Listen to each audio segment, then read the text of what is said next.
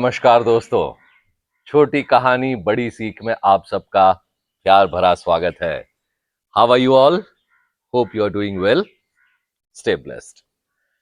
तो चलिए शुरू करते हैं आज की छोटी कहानी। आज की कहानी है 8वीं कक्षा में पढ़ रहे एक बच्चे की, जिसका नाम था सूरज।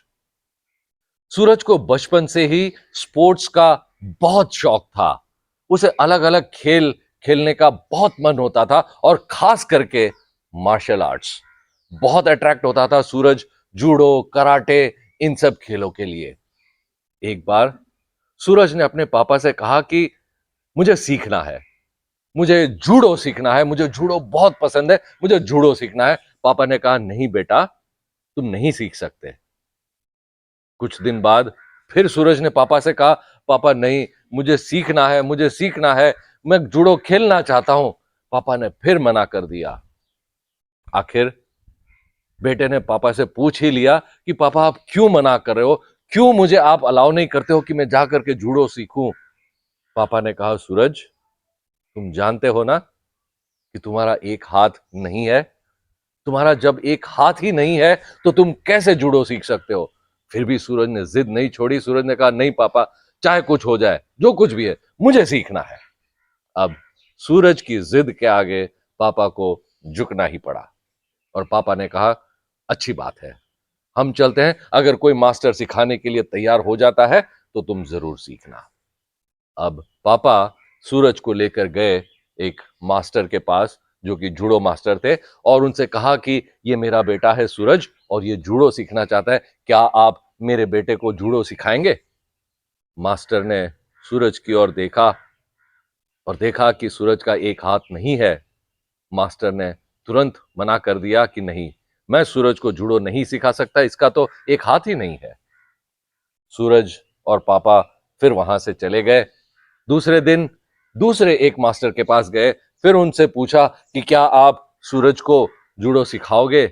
मास्टर ने फिर सूरज की ओर देखा, फिर से देखा, एक हाथ नहीं है। इस मास्टर ने भी जूडो सिखाने से मना कर दिया।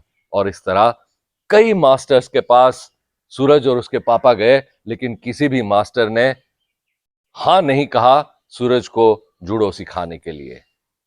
अब एक आखिरी मास्टर बचे थे, तो पापा ने सोचा चलो इतने मास्टर से मिल लिए, अभी आखिरी मास्टर है, उनसे भी जाकर के मिल लेते हैं।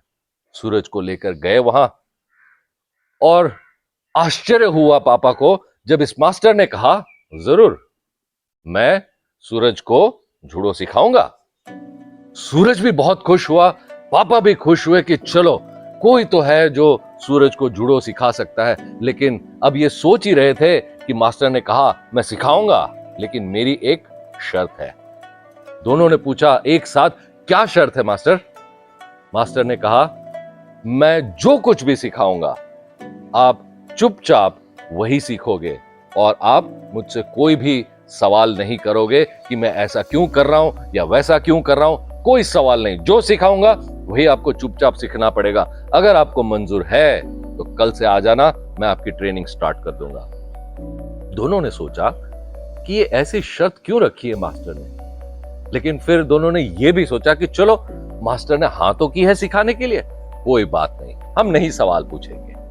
और दोनों ने हां कहकर वहां से दोनों चले गए और दूसरे दिन सुबह सूरज पहुंच गए जूडो सीखने के लिए। पहले तो कुछ दिनों तक मास्टर ने कुछ एक्सरसाइज सूरज को करने के लिए कही ताकि बॉडी थोड़ा सा लूज हो जाए, और उसके बाद मास्टर ने पहला दाव जो है सूरज को सिखाया। अब सूरज उस दाव की प्रैक्टिस करता रहा, प्रैक्टिस करता रहा, प्रैक्टिस करता रहा। 10 दिन प्रैक्टिस की, 15 दिन प्रैक्टिस की, फिर जाकर के मास्टर से कहा मास्टर अगला दाव कब सिखाओगे। मास्टर ने कहा मैंने मना किया था, सवाल पूछोगे मैं अपनी ट्रेनिंग बंद कर दूंगा, जो मैं सिखा रहा हूं वही तुमको करना है। सूरज ने कहा ठीक है मास्टर जी, अब मैं नहीं पूछूंगा। तो वही जो एक ही दाव मास्टर ने सूरज को सिखाया था, वही सूरज बार बार रोज आकर के प्रैक्टिस करता था। ऐसे 1 महीना, 2 महीना, 3 महीने हो गए और सूरज अपने आसपास बाकी बच्चों को देखता था। सभी को ढेर सारे दाव मास्टर ने सिखा दिए थे, लेकिन सूरज को सिर्फ एक दाव सिखाया था और वही प्रैक्टिस करने के लिए बार बार कहते थे। अब सूरज को लगा 3 महीने हो गए, क्यों मुझे नए दाव नहीं सिखा रहे, ऐसी क्या बात है। लेकिन फिर सूरज को अचानक याद आया कि मास्टर ने कहा था कोई सवाल नहीं, सवाल पूछोगे तो ट्रेनिंग बंद हो जाएगी। तो सूरज चुपचाप अपनी प्रैक्टिस करता रहा। 6 महीने हो गए, बस एक ही दाव रोज सूरज प्रैक्टिस करता था। अब हुआ यूं कि उस शहर में एक कंपटीशन होने जा रही थी, जूडो की कंपटीशन। और अब मास्टर ने सूरज से कहा, सूरज तुम्हें इस कंपटीशन में पार्टिसिपेट करना है। सूरज ने कहा, मास्टर ये तो डिस्ट्रिक्ट लेवल की कंपटीशन है, इसमें तो बहुत बड़े बड़े लोग आएंगे, बड़े बड़े जूडो मास्टर आएंगे, और मैं तो एक ही दाव सीखा हूं, मैं कैसे इसमें पार्टिसिपेट करूं। मास्टर ने कहा, मैंने तुमसे कहा था जितना कहा जाए उतना ही तुमको करना है, तुम्हें पार्टिसिपेट करना है। सूरज ने कहा, ठीक है मास्टर, मैं पार्टिसिपेट करूंगा। अब कंपटीशन की शुरुआत हुई। पहला राउंड, सूरज तो अंदर से बहुत डरा हुआ था कि पता नहीं मैं क्या करूंगा, एक ही दाव आता है, यहां तो बहुत कुछ सीख कर आए हैं लोग। लेकिन फिर भी पहले राउंड में सूरज जीत गया और सूरज को खुशी हुई कि वाह, चलो पहला राउंड तो मैं जीत गया, लेकिन अब दूसरे राउंड में तो कैसे जीतूंगा, इतने सारे लोग आए हैं, इतने बड़े बड़े मास्टर्स आए हुए हैं, दूसरे राउंड में तो मैं नहीं जीत पाऊंगा। बट फिर भी अब दूसरे राउंड में जाना तो था ही। दूसरा राउंड शुरू हुआ, सूरज दूसरे राउंड में भी जीत गया। अब तो सूरज को खुद समझ में नहीं आ रहा था कि ये क्या हो रहा है, मैं कैसे जीत रहा हूं। लेकिन सूरज जीत रहा था और सूरज के पापा भी।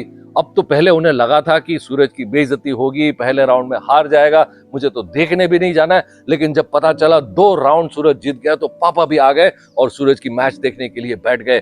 तीसरे राउंड की शुरुआत हुई, सूरज तीसरा राउंड भी जीत गया और इस तरह से जीतते जीतते क्वार्टर फाइनल जीत गया, सूरज सेमीफाइनल भी जीत गया और आखिर फाइनल में पहुंच गया।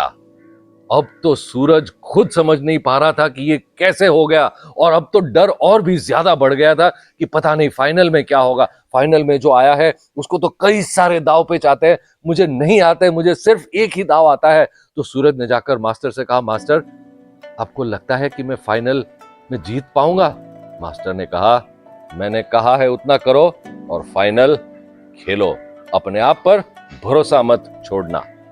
सूरज ने कहा, ठीक है मास्टर जी। फाइनल राउंड की शुरुआत हुई।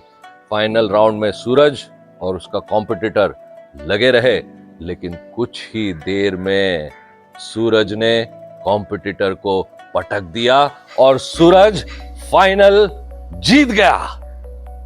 और अब तो सूरज की खुशी का ठिकाना नहीं था। उसके पापा भी उछल उछल कर नाचने लगे और सूरज को पास बुला करके जोर से गले लगाकर घुमाने लगे कि मेरा बेटा जीत गया, मेरा बेटा जीत गया। लेकिन कुछ ही देर में उन दोनों को एक ख्याल आया कि ये हुआ कैसे। अब तो दोनों ने सोचा कि कोई बात नहीं, अब अगर मास्टर चाहे डांटे, मास्टर चाहे मारे, मास्टर को जो करना है करे, लेकिन हम तो सवाल पूछेंगे कि ये हुआ कैसे।